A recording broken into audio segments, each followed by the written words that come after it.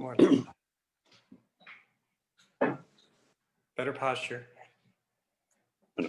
Me, not you. All right. Hello, everyone, and welcome to Up Close, where I have a discussion with someone comedy or improv related, in today's case, both. Happy to have Kevin McDonald here. We had a few technical glitches, but I think Sorry. putting him on, and but I think part of that is because you're in an undisclosed location somewhere in the Western Hemisphere. Yes, I don't even know where it is. It's so unknown and so private. They won't tell me. I don't even know who they are. There's men in suits here, and they're taking care of me or kidnapping me. I'm not sure yet. Oh, well, good. Well, hopefully we can still chat. Yes. Oh, there. That's where. I'm looking for more light. Right. If you need to speak in a coded language, let me know. Yeah. So anyway, Kevin McDonald's here. We're going to talk about a lot of different things. First of all, thanks for being on the show. Sorry for all the trouble at the beginning. Sorry. No worries. And again, those of you who are watching this on Facebook, if you enjoy what you're hearing, feel like making a donation, feel free. And I'll talk about our shows and upcoming classes at some point during this, including a upcoming sketch class with Kevin McDonald. So we'll maybe talk a little bit about that at some point. Be better light on me. There'll be better light on me. I'll buy a lamp system. I'll buy a lighting, I swear. Right. So yeah. So Kevin, how are you? I'm very fine, thank you, Randy. How are you? Everything good with you and the family? Everything's good with me and the family, and it's going all right. So yeah, cool. So let's jump right in, and let's do a little chronology, a look back on the life of Kevin McDonald. So getting started in improv and comedy, where did that come from? Were you always, like, as a kid, watching comics and comedies, or when did you find that? I guess I knew that I was officially funny by the time I was 11. I wrote it down, so I know. I wrote it down. I would watch Bewitched because I always thought, before it was popular to say this, I always thought the first Darren was better. Right? I always thought I was first. I'm not copying anyone. And I would watch him, and even though I knew he wasn't a comic, he had a thing that I got a phrase for it later, but it was, he would know how to pause and when to say the line and when to pause in the middle of the line. And I found out later that was called comedy timing. And and through Dick York, the original Darren, and anyone under 70 won't know who I'm talking about, I realized that I had comedy timing, that I could also make funny faces. And I found out this thing called the Marx Brothers. I don't know if people remember something that was called little black and white TVs. There was a little black and white TV that my sister and I shared. And I would tell my mother that I was using the little black and white, that I was just using the room with that had the little black and white TV, my sister's room, to do my homework, but it was to watch Marx Brothers movies. And Marx Brothers really influenced me because they were irreverent. They fought against what I later grew up to call the suits, and they did it in a funny way. And at the same time, even Hawkeye and Trapper John were doing that in MASH. Alan Alda, as you know, Randy, because you know everything, he said that the first few years, he was just doing Groucho Marx, which made me feel better. And then in school, I realized I was funny because people would laugh. But I was also shy. Half the classes knew I was funny, and half the classes thought I was a half-wit illiterate that sat in the back, which could be true. Right, but you kind of skipped over a main point, which is comedy became the gateway to learning how to lie to your parents. Yes, yes, that opened the world. That opened the door to a wonderful world. And after that, I didn't even need comedy. Once I knew I could just do it, I could do it straight faced. That was. Wow, that's also. I must say, I think you're the first person I've ever encountered who was inspired by Dick York. So yeah, because I knew that I had it on top of him for what I wanted to do. He was probably a better actor than me. Yeah, wasn't he in the Scopes Monkey Trial movie? What's it called? Inherit the Wind? Inherit the Wind, yeah. He's in a Okay. Twilight. Yeah. Yes, he was in the famous Twilight Zone. So he can beat me in acting. But I knew that I was good enough an actor that it didn't matter and that I could beat him in comedy. And then also before that, I was in love with Jerry Lewis. Right. And so Jerry Lewis is probably the first all-out comedian that I loved. Very early, I had to explain to my friends the difference between Gilligan and Jerry Lewis because they thought that they had the same amount of talent. And I thought that, no, Jerry Lewis is a real comic, like him or not, and Gilligan could fall. Bob Denver. Yeah, Bob Denver. Yeah. Wow. Yeah. All the greats. All the greats. And then, of course, when I was a teenager, it was the 70s. I was more into anti-comedy. Monty Python, Steve Martin stand-up was totally anti-comedy because he made fun of people that put bulls like arrows through their heads. But on the other hand, it's still funny to put an arrow through your head.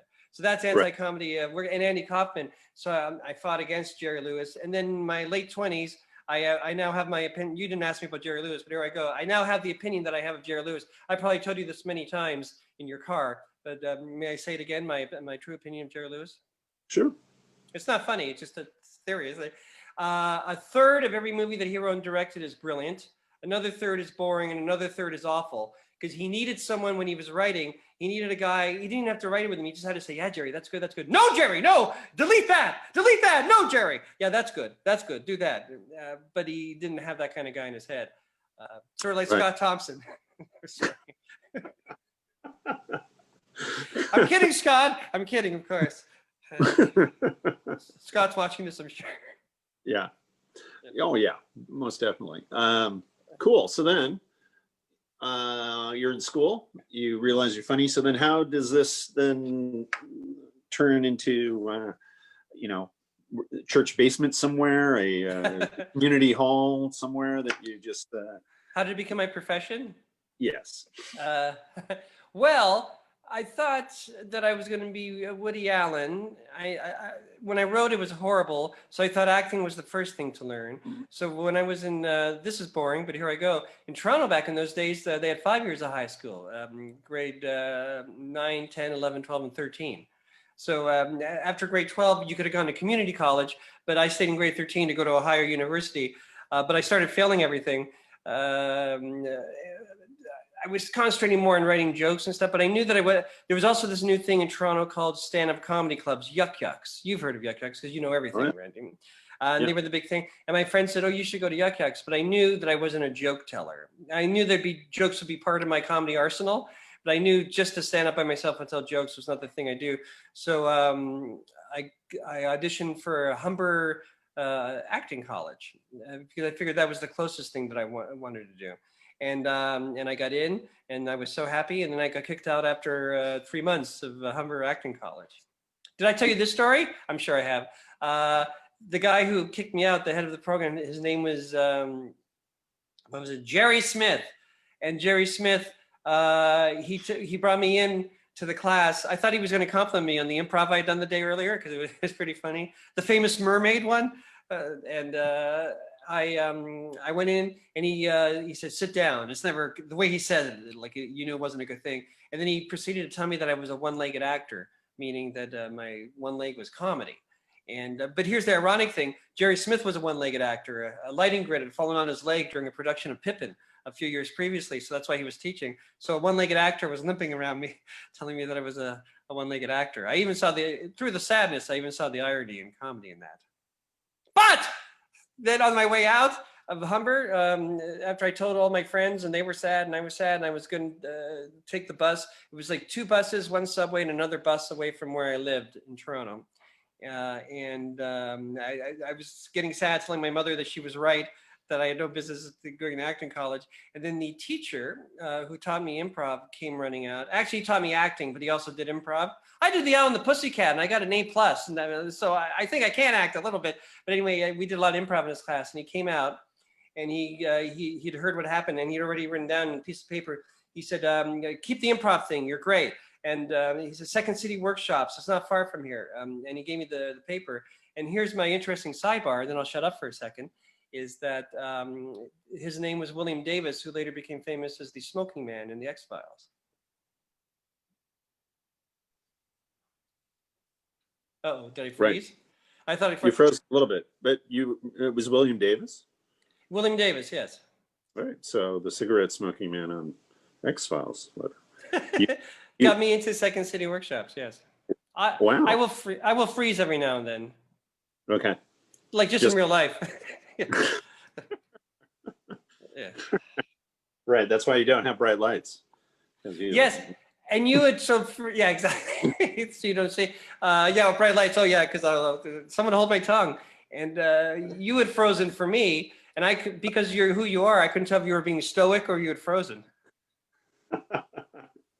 You and your deadpan. Yeah. Yeah, I've worked on it for that very reason. So just screwed me up. Yeah. Cool. So then you went to Second City. Yes. And studied there in the Second City workshops, and you could just walk in and get into Second City workshops. Yes, it was like a fortune. It was like $60. It was like for 6 weeks. It was like a fortune to me.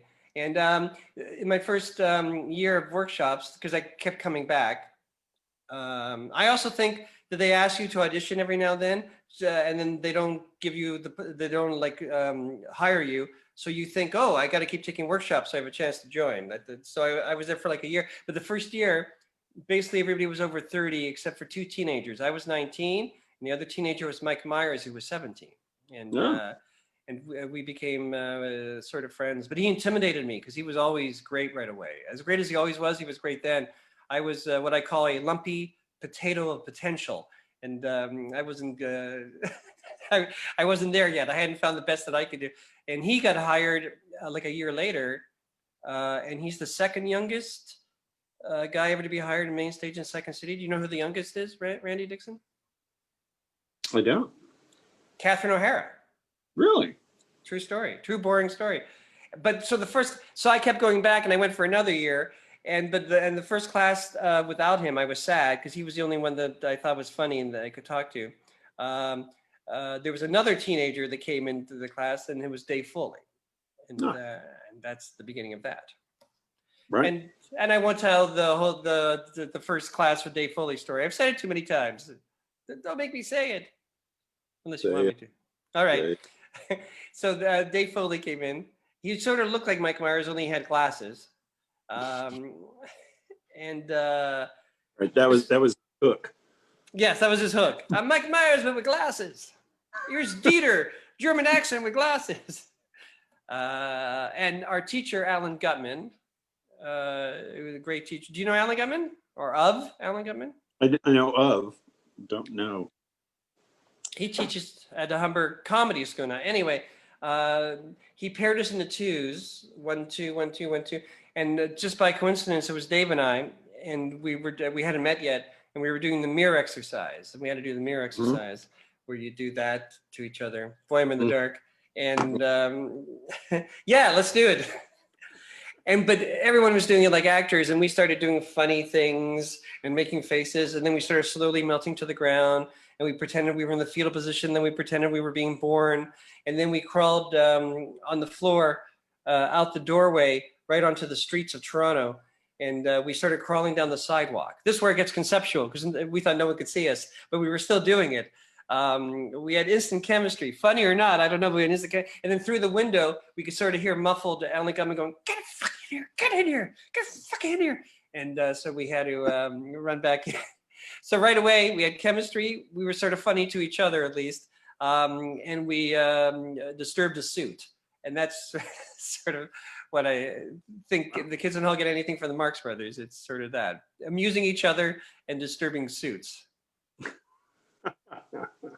That's another reason why I want to be a comedian. You know, Toronto's Wall Street is called Bay Street. And all my friends are talking about buying actually suits like in high school and getting their first jobs in Bay Street. And that terrified me. I'm not saying I'm a hero. I'm probably in the wrong. But like 9 to 5 in a business and bank thing, that really terrified me. That I could sort of see the future of that and knowing it wasn't a good thing. Especially when a bad thing is considered success. I know that's the worst kind of thing. Because then you're in it forever. So that's also part of the reason why I wanted to be a comedian. Besides being as funny as a comedian, escaping Bay Street, which is our Wall Street. There's still time. There's still time. Well, now I see the goodness in it now. Right. Cool. Well, I want to skip ahead now. All right. A little bit because I mean, we will talk Kids in the Hall, but I'm kind of curious about you guys are doing a new show. Yes. And so I'm curious to find out how that all came together, how it was being locked in a room again together, and what the status is with all this craziness going on. Okay. First of all, it all happened. I can have more like this way, but then I have to hold the computer and my elbows get tired. I broke both my elbows in 7 months apart from each other. Wow. Yeah, I keep falling. And I'm lactose intolerant, so I don't have milk. So the doctor said the second time when I came to surgery, the emergency, well, first he said, "You again?"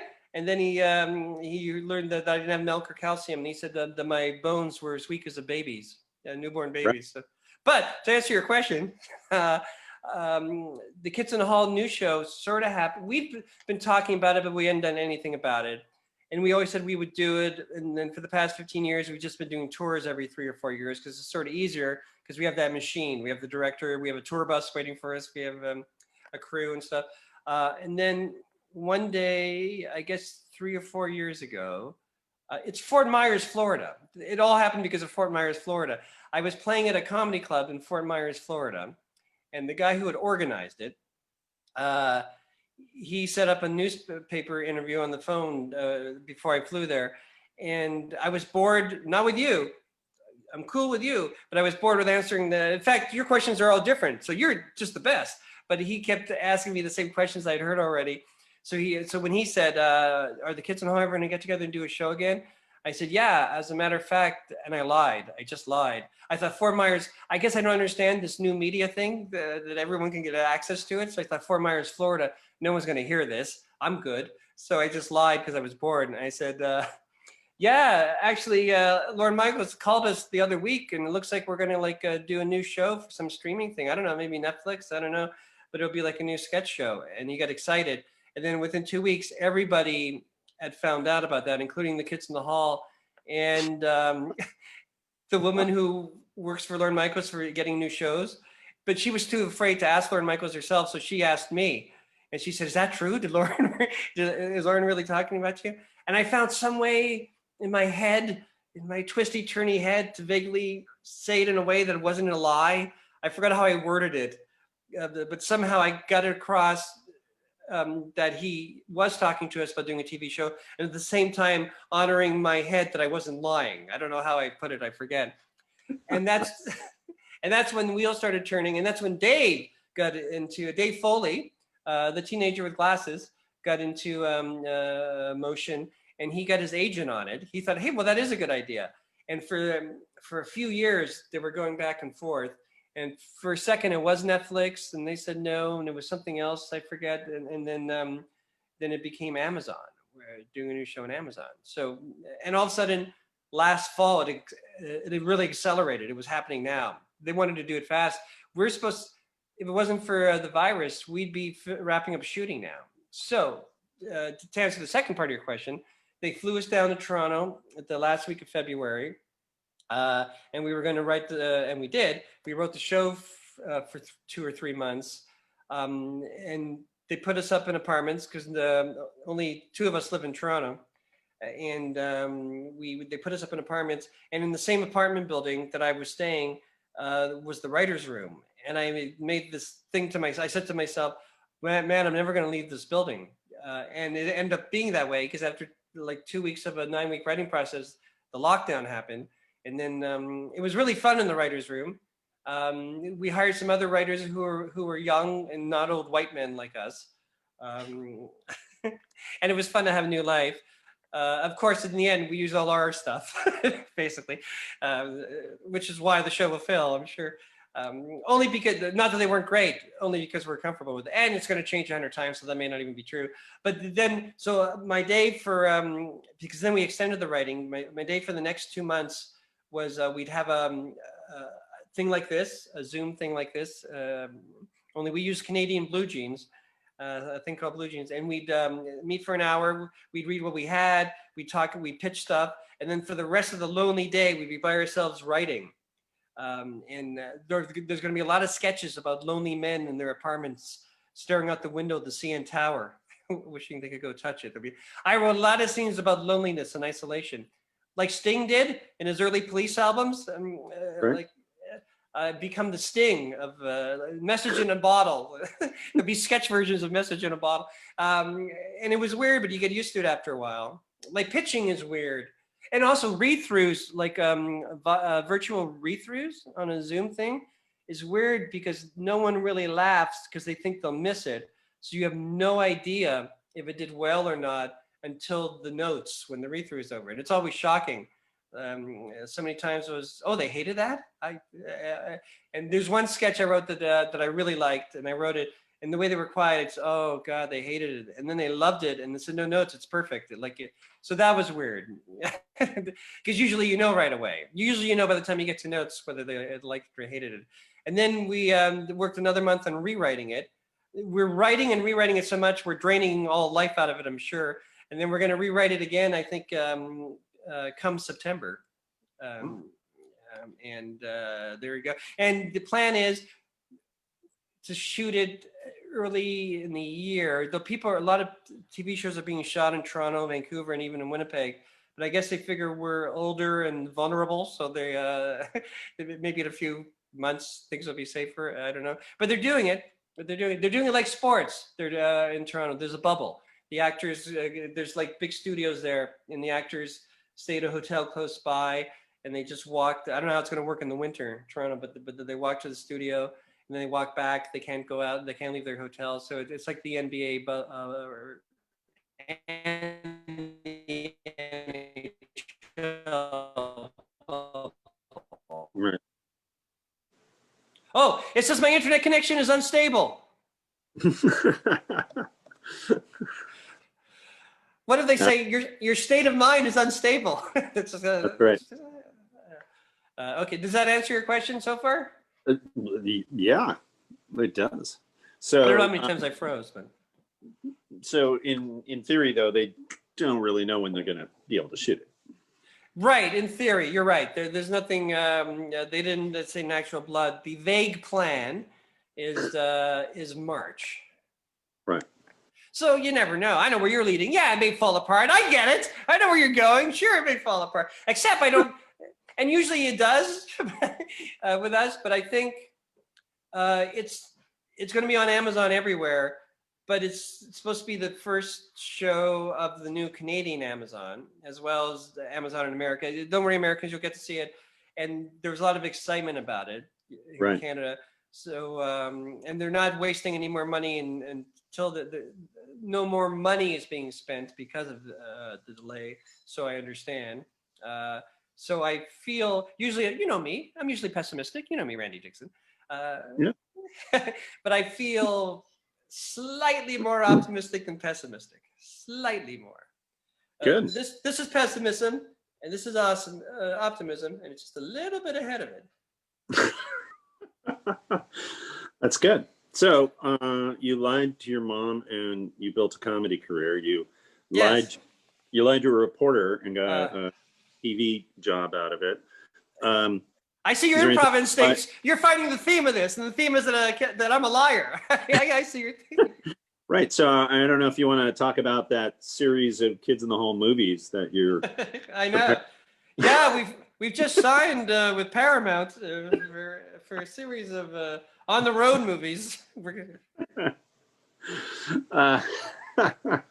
So in terms of everyone, I assume everyone watching is familiar with the material, but they may not be as familiar with the methods by which you guys worked at generating that stuff. So is everybody writing by themselves? Are you writing by yourselves, then with other people? And has that changed over the years, from the original shows to, say, the show that you're going to be shooting?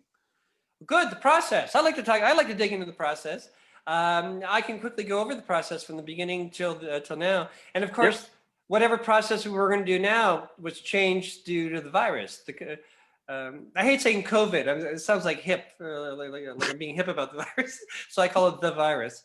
At the very beginning, sorry, go ahead. No. I call it the vid. The vid, yeah. See, that's very hip, but in a good way. Much hipper than we. In the beginning, when we were just a stage troupe, we bring in ideas.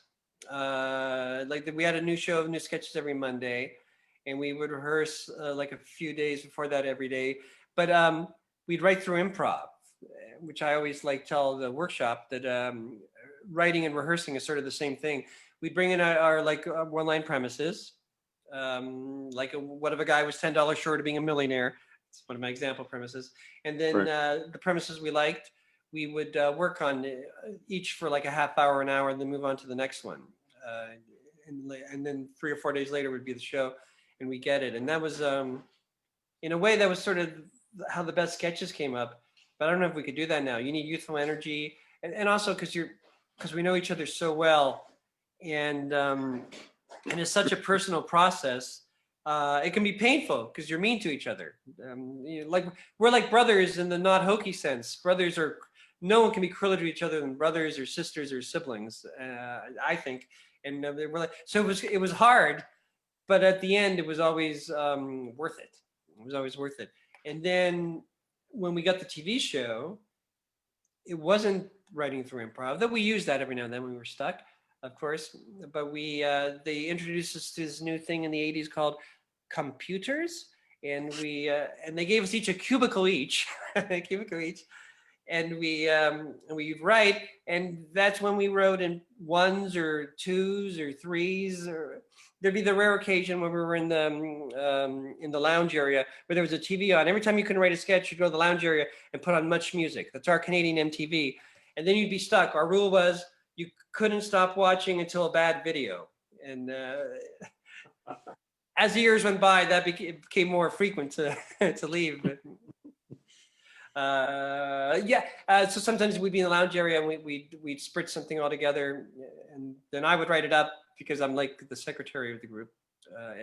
But the TV show was us like working by ourselves in togethers, 2s or 3s, and then we'd have read-throughs every Friday. And then the one thing the kids in the hall are, I think, really good at are notes. And we'd, for the most part, we'd have good notes. Really good notes, and then the rewriting, we're really, I think, the best at notes and rewriting. That's sort of our talent, and we sort of save things, which is what we're trying to do now. Because now, jumping ahead for a second, nowadays we're in our 2 of us are in our 50s, 3 of us are in our 60s, and I'm one of the 50s, and we're not as sharp as we were. So we have to. The ideas aren't as sharp as they were. So we have to use craft more. And that's why we're rewriting some. That's why I can't say we're lucky because of the virus, but the time is letting us work on the craft of it more. And that's one thing that over the years, even Wilder Reverend, Marx Brothers, like people who hate suits, get good at the craft of it. And that shows in rewriting. But to jump quickly ahead, then we got the movie Brain Candy. I mean, jump behind Brain Candy. And that was really hard, because it was the 5 of us plus Norm Hiscock, our 5th Beatle, though number-wise he's the 6th guy. But I'm using the common phrase that older people like you and I know, the 5th Beatle.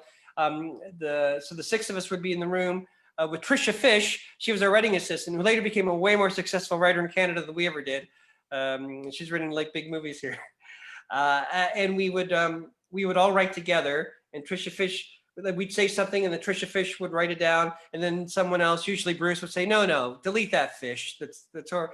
And so it was really hard. That was a long process, but I think we got something good out of it. I'm sort of proud of Brain Candy, though it bombed. My nickname for it: cost $8 million, gross $3 million. It was.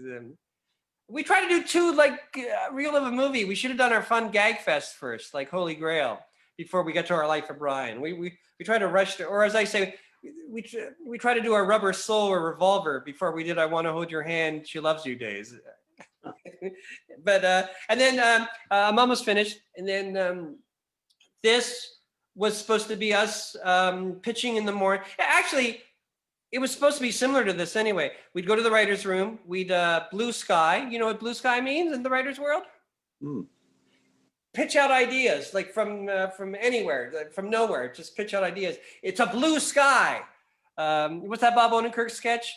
This isn't even the funny part, but this is the part I remember, where people are pitching to him, and he's outside the office. And, I have a big office. Let's go out. Let's go in and fill it with ideas, which I kind of like, because that's sort of how that's sort of how it works.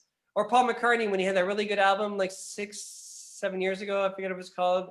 One of his producers brought him into the studio, and there was an acoustic guitar in the chair, and he said, I wonder what secrets that acoustic guitar will give us today. What's hiding in it? And then he said that always inspired, Paul laughed, he said, but then he always inspired Paul, like I know him.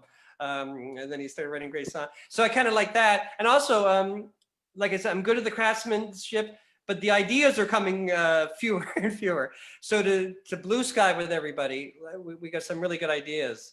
Like we blue sky an idea that I think is in the show right now, about a water farmer, a farmer who harvests water. And I think that's like a funny idea that only can happen in a blue sky thing. Okay. And so the plan was we would turn on anyway. We'd blue sky in the morning, then we go to our separate apartments because we had no cubicles. The writer's room was too small. So we'd go to our separate apartments. Sometimes Dave would come with me. Sometimes Scott would come with me, and then we'd write. And then the virus happened. And then for the 8 or 9 weeks after that, we just, though Norm, the fifth Beatle, he came and he stayed in the apartment next to me, and we never self-isolated. If Norm was going to have the virus, I was going to get it. And we wrote a lot together. So after the blue sky, he'd write something by himself, I'd write something by myself, and then we'd meet for a couple hours, and we got a lot of sketches. Oh, here's an idea I'm proud of. I think right now it's not in the show. We haven't found the sketch yet, but it's a good idea. We were watching a famous, every night Norm would come to my apartment, I'd make him food, and we only drank every second Friday. And then we'd watch TCM, and we saw an old French movie called Elevator to the Gallows. And there were, yes, it's not as famous as it should be. It's sort of famous, but I hadn't heard of it. And again, it's like every new wave movie of the early 60s in French about young gangsters in a hip way. And a couple, they're in bed and they hear sirens, and they put their clothes on and they run, and they get in their car and run away. And I said to Norm, I pretended to be the character of the young man, and I said, stay naked. The cops will be looking for robbers with clothes on. And then we laughed at that. And we wrote a scene where Dave and I are two robbers. We're not lovers, we're just two thieves. And I say, wait, take your clothes off. They'll be looking for guys with clothes on. And we trick everybody. And this is an interesting thing. Right now, we've written so many drafts, Dave and Norm and I,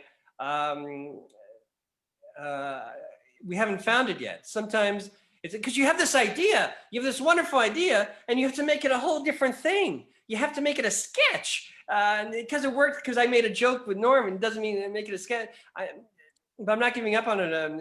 I am convinced. And also, I think as we rewrite it, I'm taking a month off of it. But I think I'm going to go back to more with the original draft Norm and I wrote. Can I bore you some more about writing? Here I go. Tom Petty's first grade, no, it was his third album, Damn the Torpedoes. And Jimmy Iovine produced it. It's a classic album. I think it's a brilliant album. He said, but after a few weeks of recording, they weren't getting it. And then Jimmy Iovine said, let's take Sunday off. And Tom, could you come to my house with your guitar and play me all the songs again? And then he played all the songs again in acoustic guitar. Okay, I remember what the songs were like. Will you do me a favor? Every time we have trouble in the studio, take your acoustic guitar out and play it. It's not always, but sometimes it's about getting back to the original intent, at least the feeling of the original intent, which I'm learning. You never asked me that question, but there I am. I answered a question you didn't ask. I'm a hero! Yeah, I'll edit myself asking the question before. Thank you very much. So while we're on the topic of writing,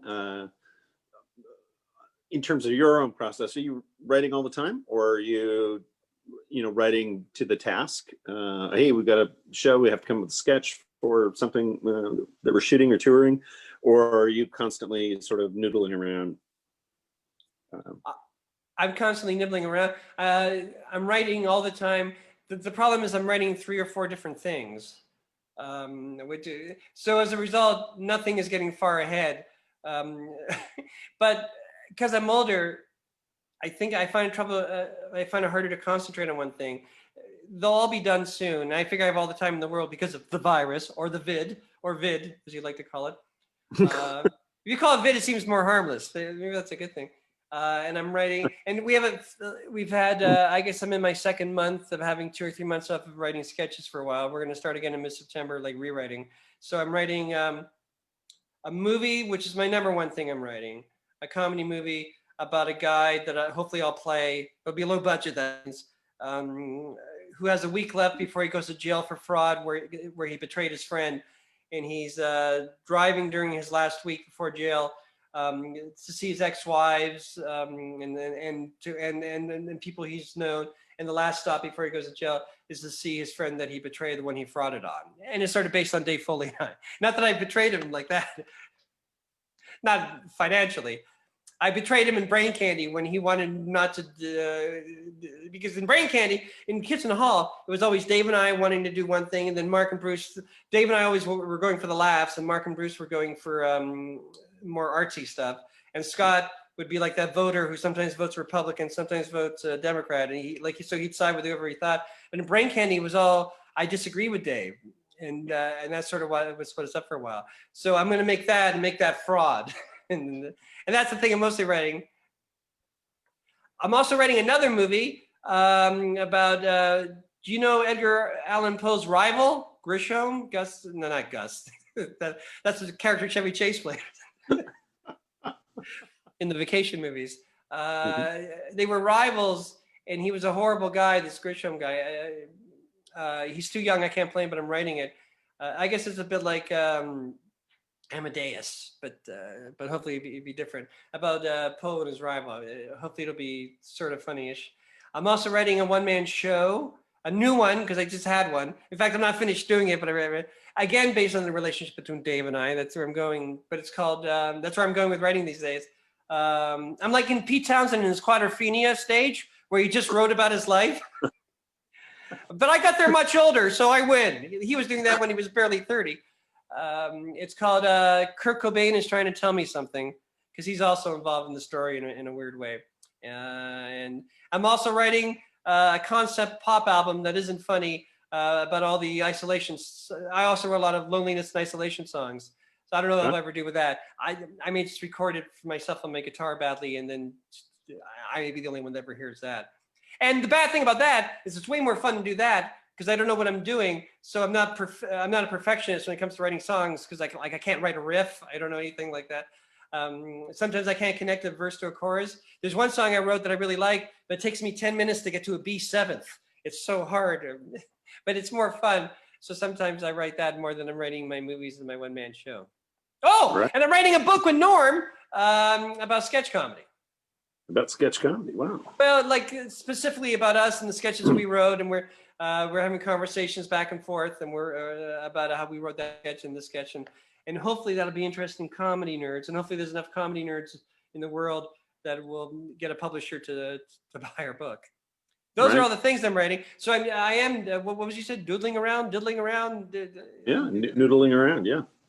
But you didn't mention that you're working on the show that you and I were going to tour with. So I'm a little.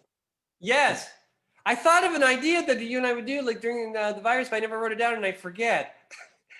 But it's some kind of tube. It was sort of a copy of how Crumbs do it, but different.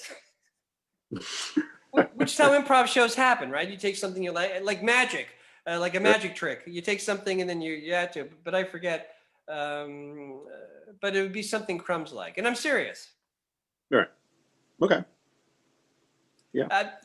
We'll think of an idea together. But we'll tour. All right. If the world gets back to normal and people tour again. Right. I'm noodling around with an idea where 2 guys talk on Zoom for a while. Yes. Well, you've achieved success.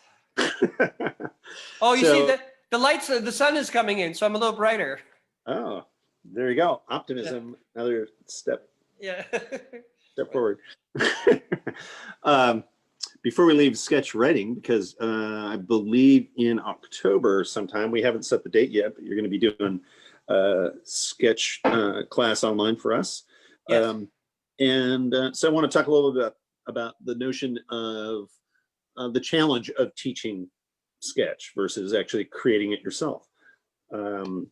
So, you know, I imagine it's like wearing a different hat. Because you're much more kind of almost a producer role where you're kind of looking at it and trying to improve on other people's ideas. Is that off the mark?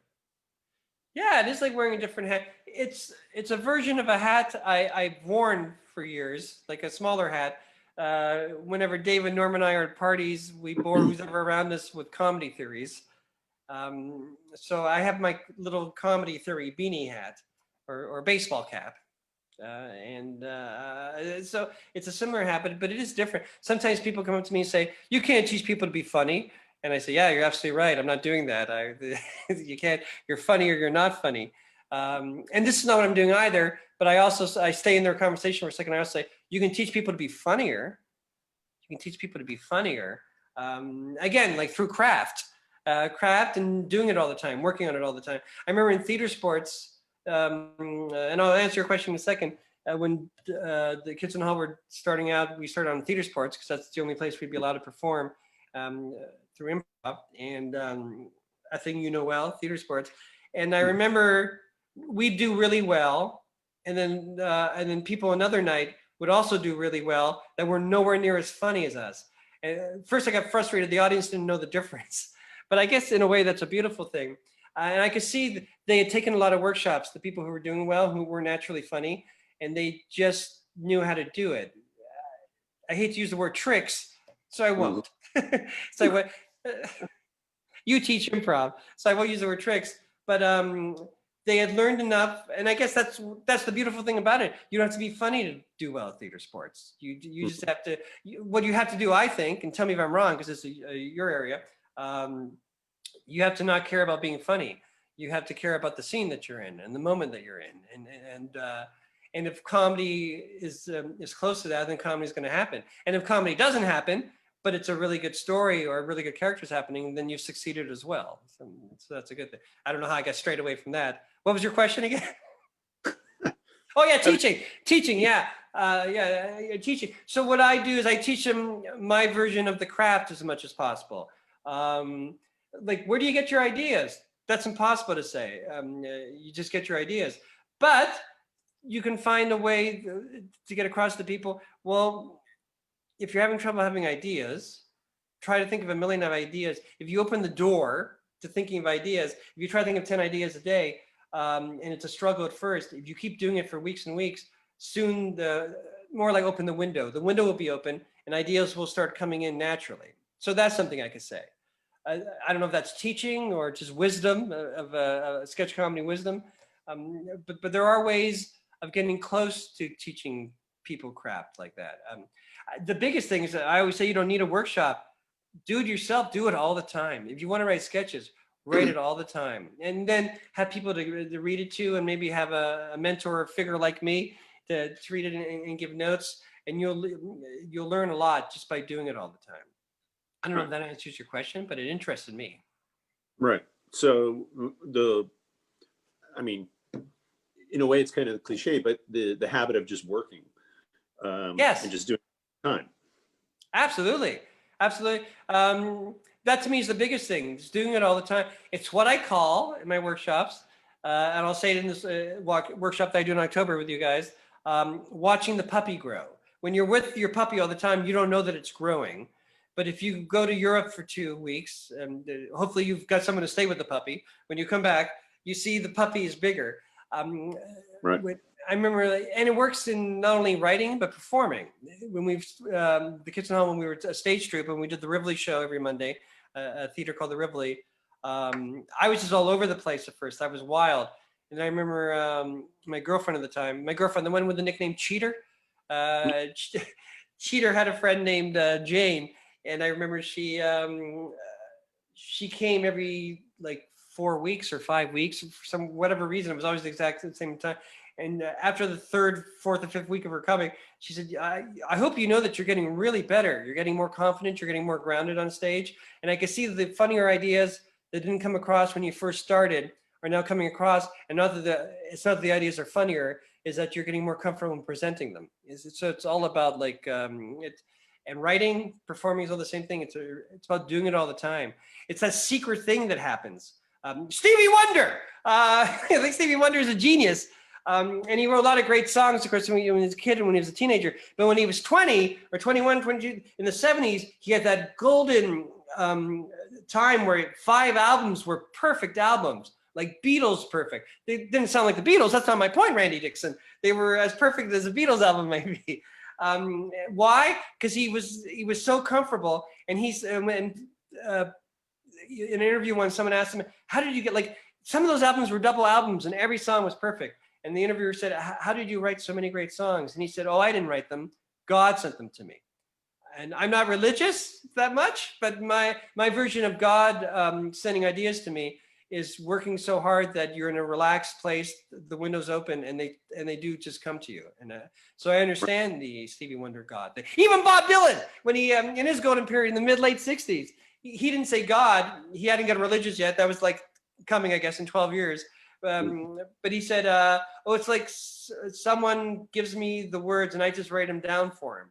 And that's where we want to get to.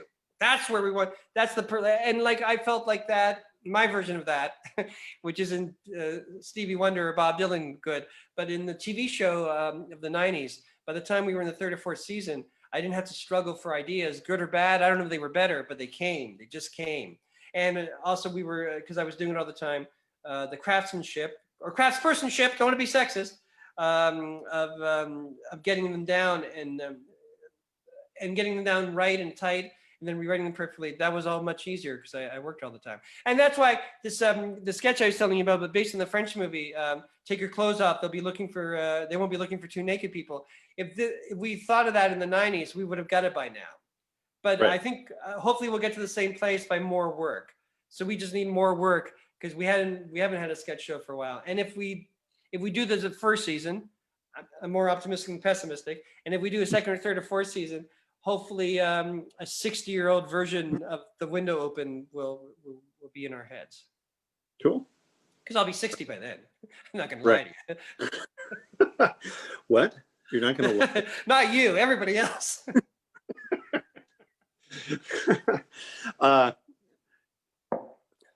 You were talking about doing theater sports and doing improv. Talk a little bit about your influences there. Like, obviously with theater sports, you maybe encountered some Johnstone stuff, but are there other improv influences that have worked into your work or into your comedy, or is it just something that you've just sort of learned on the fly? Well, both, all three. Both. You said more than 2 things. All those things. The influences were really there. On a minor level, or maybe minor is not the right word, more personal level, the original KiTH, Dave Foley, myself, and Luciano Casimiri, who I refer to as Luch from now on during the rest of this interview, we influenced each other. Like, I'm known for doing this, but and this, but I honestly don't know who started that. Also, Mike Myers, he was with us. And Mike Myers does that in like Austin Powers, because we were all in this sort of circle for a while before we like separated and formed in the troops. So I honestly don't know who did this first or who this first, but we all influenced each other that way. Also, Second City in Toronto in the old fire hall days, when they were going through a boom period. And this was like 6 years after the SCTV people, it was still like the performers were amazing. And Dave Foley and I couldn't afford to see the Second City show, but they had the free improv set. And so we got into the free improv set, and there was a guy named, do you know John Hempel? John Hempel? John Hempel. Name rings a bell. Yeah, because he started Eugene Levy's writing partner, and he was in the Maniac Mansion as Harry the Fly. He was the most brilliant improviser. In fact, he may even have done this. This first. And he really influenced Dave. He influenced, because he was like 28 when we were like 19 and 20. And so he's not that much older than us, but there were a lot of 19 and 20-year-olds, including Colin Mockery and Ryan Stiles. Oh, are we frozen? Are we frozen? Including Colin Mockery or Ryan. Am I unfrozen? Nope, you're unfrozen. Okay, good. Colin Mockery, Ryan Stiles.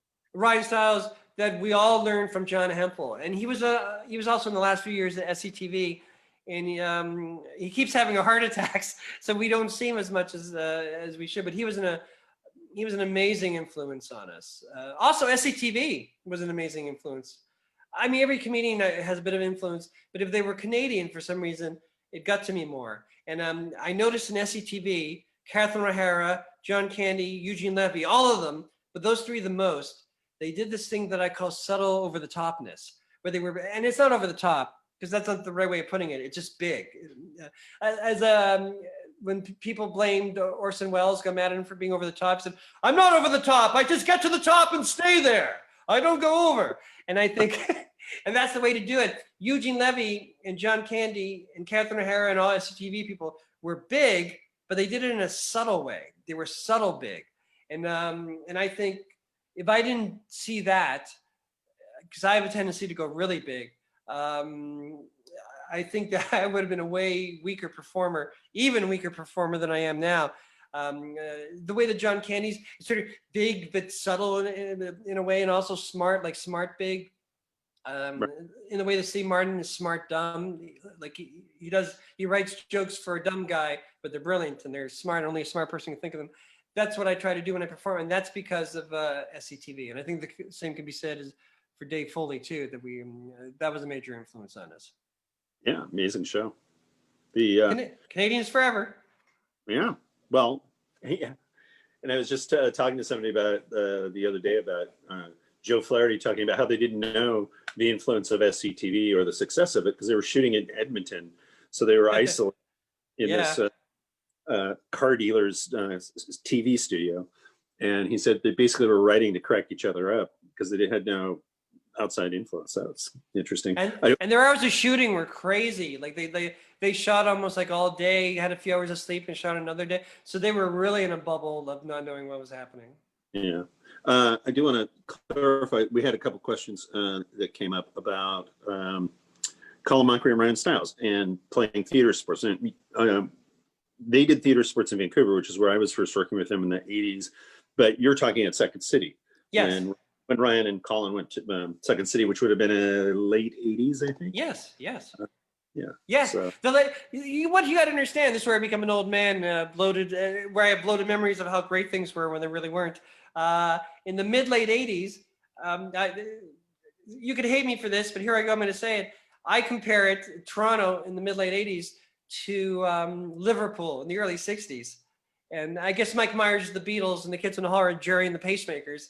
But there was Mike Myers, who like almost joined our troupe, did stuff for a while. There was Norm Macdonald, who would open for us at the Rivoli, and then in our TV show. There was Colin Mockery and Ryan Stiles. There were so many more that are just like Canadian, not just that are Canadian big, and maybe Americans won't know them. It was like an amazing time, and you don't know it because you can't step outside yourself back then. When it's happening, it just seems like it's normal. Like every city's like this. Every city has but I see now all the people that did it, that made it from Toronto that time, mid-late 80s in Toronto. Again, this is me bloating our self-importance. It was sort of like, to me, like Liverpool, early 60s. People will hate me for that. But right. I freely admit it. We're Jerry and the Pacemaker. Dave Clark 5, were they from Liverpool? Could be. Maybe. I wouldn't mind being them. No, Jerry's good too. Jerry has good songs. Jerry, I'm not against Jerry the Pace. What do you think is maybe this is not a fair question, but what do you think has changed in comedy? So you're talking about the golden period in Toronto where all those very people were passing through. Is it there's just more venues in other cities now, or do you feel like there's in a way, I mean, why are we not having that golden period continue to this day? I don't know. I think there was sort of a golden period in sketch comedy, at least in the sense when the Kids in the Hall were on TV, and it could have just been because I wanted to hate everyone else. there wasn't very much good sketch comedy. There was a lot of bad, I thought. Matt TV was good at first, then it wasn't. Saturday Night Live has its good and bad times. Living Color was good, but we enjoyed Living Color, but in Living Color to me is the epitome of what people say about all sketch comedy, hit and miss. When it hit, it was amazing, and when it missed, and this is my opinion, Living Color, who all became big stars. But after that, there was Mr. Show and Chappelle's Show, and Chappelle's Show changed comedy for a bit. I love Chappelle's Show. I love Mr. Show. Chappelle's Show, when I first read about it, I remember I read about it in the very last TV Guide issue I ever got. After that, they stopped selling TV guides, like around 2004. And they said Dave Chappelle would come out to the audience. He would explain the premise of the sketch, and they would show the sketch. But I thought, well, that's not going to work. And I was a big fan of his already. I thought, that's not going to work. You can't explain the premise. And then it worked. It worked. Shows me up. It totally worked. And then and that changed it. Then when you have a show on Comedy Central, even Key and Peele talked a bit before that. Now I think it's gone through many changes. I can only talk about sketch comedy more than all comedy. YouTube changed it. YouTube made it easier to get your ideas across right away, and as a result, I think the ideas weren't formulated. And they rested back on this idea is going to be kind of weird. Yeah, it's kind of weird because you want to shoot it tomorrow and you don't have a fully developed idea. Also, but the good news is that there was a lot of sketch comedy and a lot of people got on TV shows because of that. But also people had less performing chops. The Kids in the Hall, by the time we got on TV, we've been like hardened stage performers. Even though like I was 27, I was like a hardened stage performer. A lot of YouTube, they have never performed, this back in the 2000s, hadn't performed live. And by the time they got on TV, like Human Giant, I saw them getting better as the years go by. They said they had to start getting better as performers, like on the air in front of everybody, which is valid. And then there's other things that make it harder or easier. And I'm not against it necessarily, but political correctness has reached a point where it's affected comedy. And I think it's a good thing. I think in the 90s, especially the Kids in the Hall, we were on HBO. And what was HBO's motto back then? I'll remind you, Randy Dixon.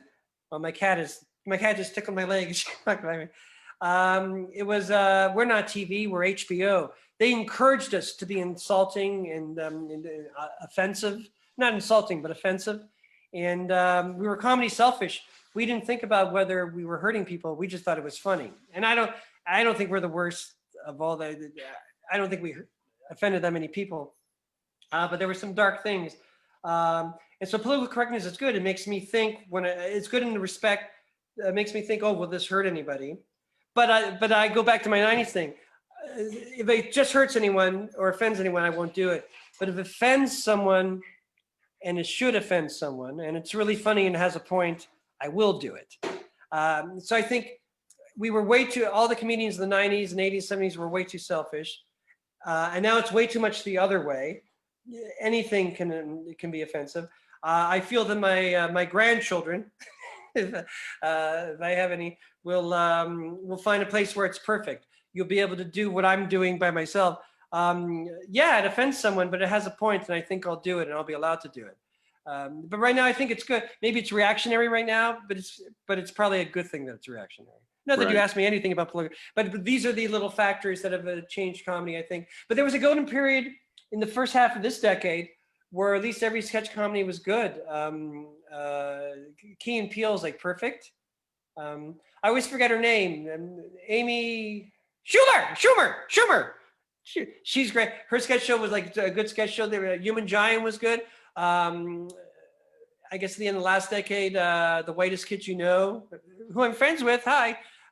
It was all good. So all of a sudden there was every sketch comedy show that got on the air was good. And that was such a rarity, like when I was growing up or even in the 90s. So that they've got to a point where it's good and well crafted. I just hope there's more soul in the in sketch. But Key and Peele is perfect. It's perfect. The premises are perfect. They write them up. They find them in the sketch. They have great endings. Even the performances are amazing. I would say it's technically perfect, but more than technical, that sounds like an insult. And also really, really funny.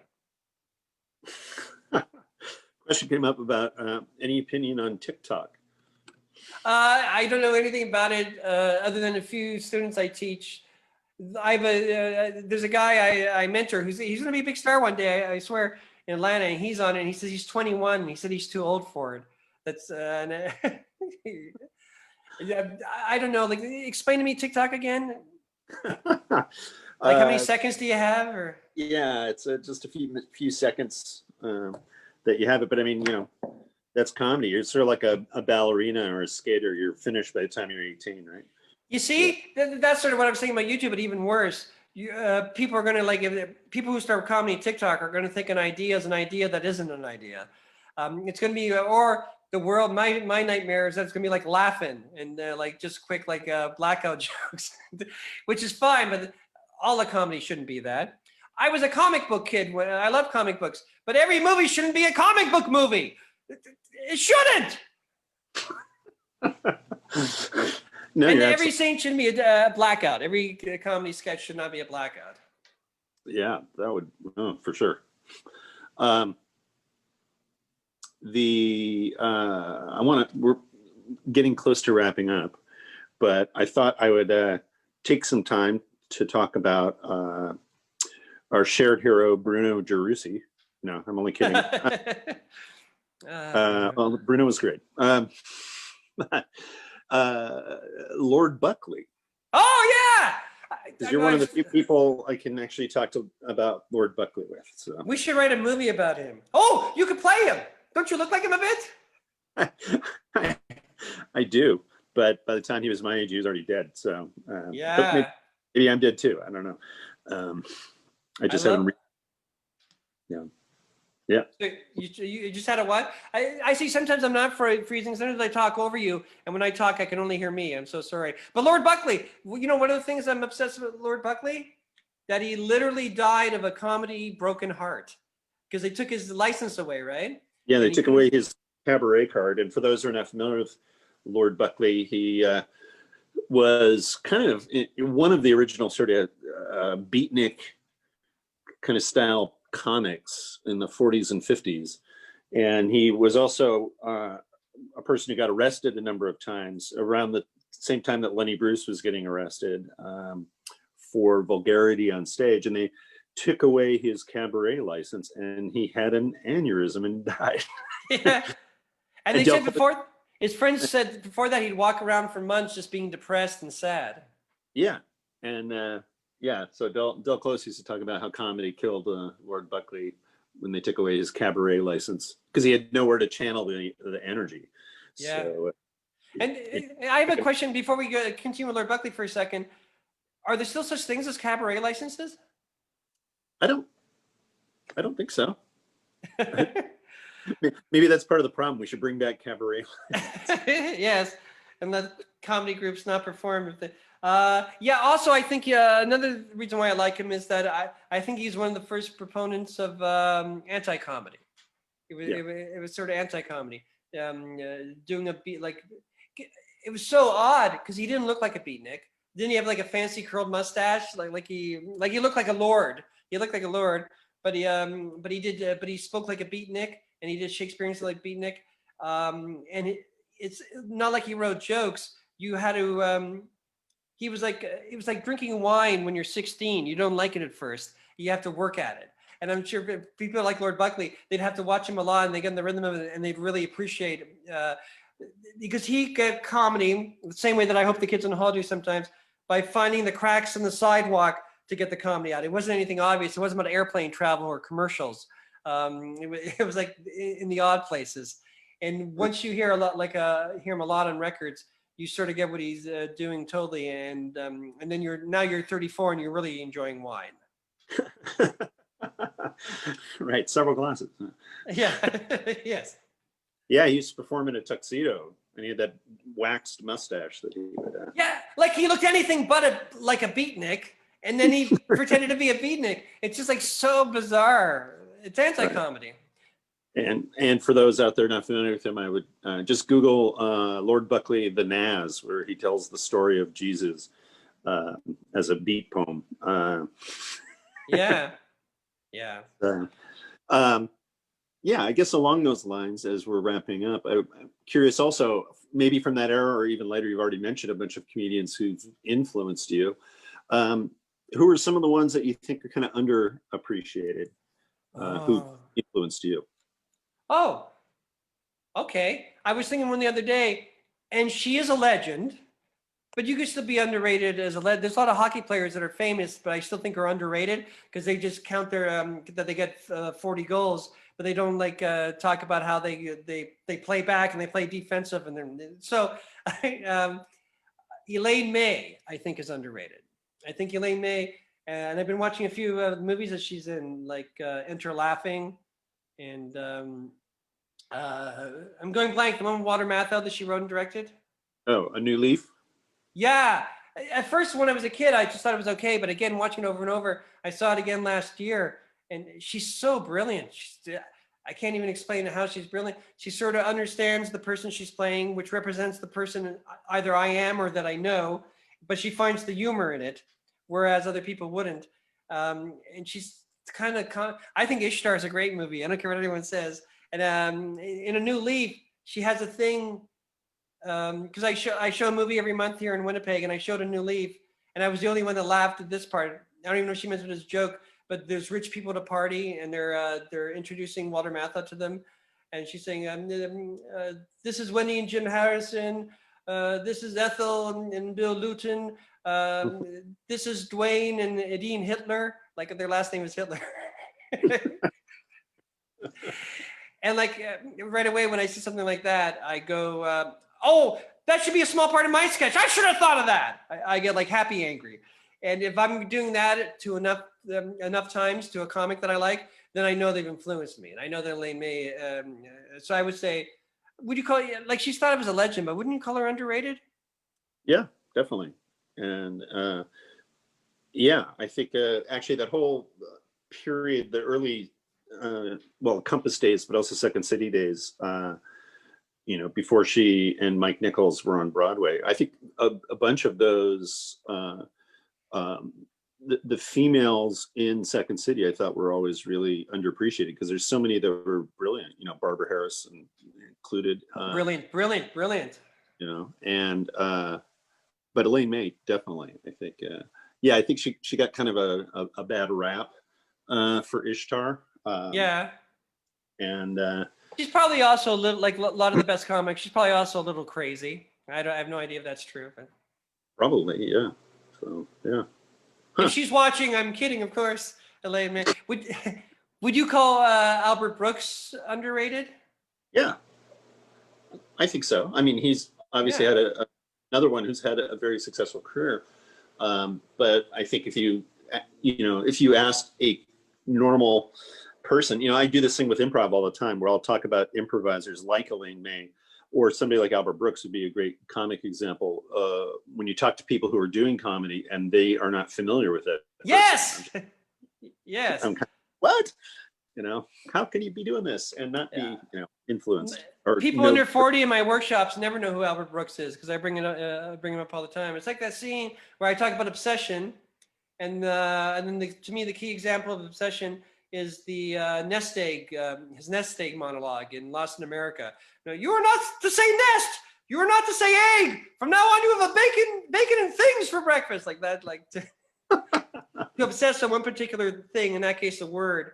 And then comedy rant on it, like spritz on it. Like I always use that as, and then people go, "Oh, so who's that again?" They write down Albert Brooks. Interesting. And is he still around? All the time. Yeah, I paraphrasing the story, but when Carl Reiner died, I was listening to a bunch of past interviews and things like that, just missing Carl Reiner.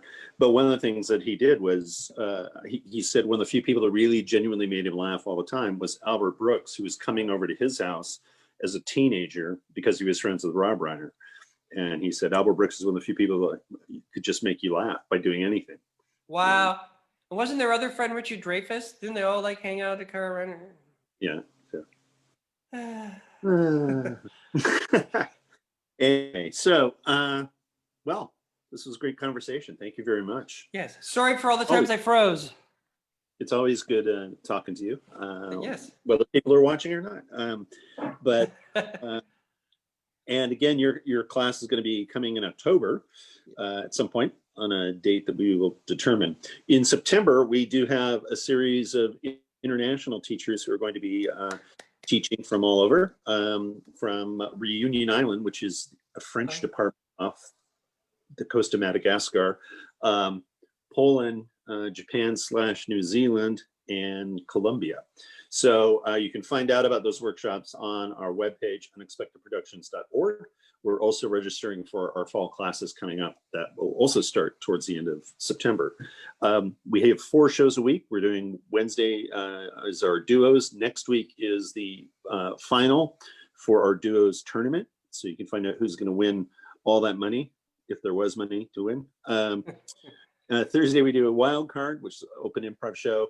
Friday, next week, we have UPTV, which is dubbed movies and images. And then Saturday, we'll have, actually next Saturday, we're bringing back a show that we ran towards the beginning of all of this madness, which was Feel You Up, which is where you can write to us with your personal problems or how you want to self-improve, and we'll have some self-help gurus here who will give you advice.